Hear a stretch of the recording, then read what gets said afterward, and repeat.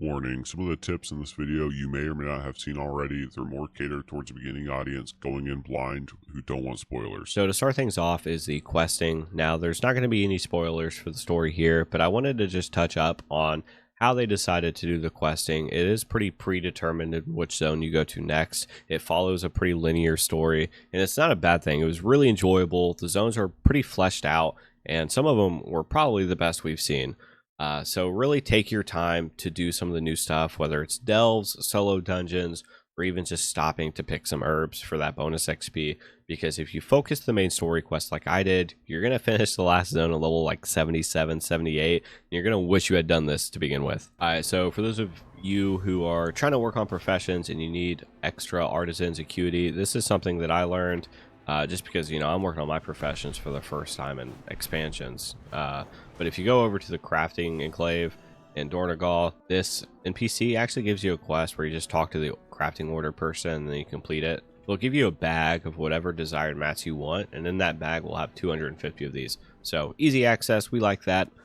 And just as a little bonus tip while we're here, I found myself searching for these the other day. If you go down in this little circle here, this is where the training dummies are. They're kind of like off the beaten path, I feel like, but yeah. So on the topic of professions, just a little tip for my herbalist out there. So there is this farm in Hollowfall, which is the only place where you can plant these seeds in the rich soil. And I'll roll a clip of last night, but when you get enough people out here that are planting herbs, it's almost like a bug happens where everyone can plant and pick the herbs from other players. And with enough people, you can get an infinite spawn going. And I was here last night for about 20 minutes, and it was awesome. I ended up getting way more herbs than I would have flying around looking for them. So I would recommend checking out here periodically to see if there's a group or not. Oh, we got the coffer key. Okay, that's fine. So because I have a coffer key, you wanna look.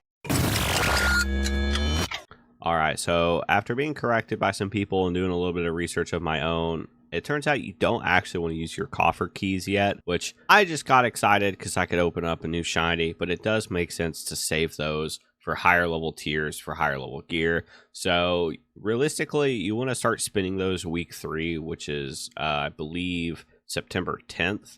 And once you start opening up tier 8s, you should be able to get 603 item level gear. So pretty good. That's probably what you want to save them for. My bad.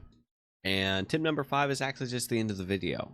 So I appreciate you guys watching. I appreciate all the support on my previous videos.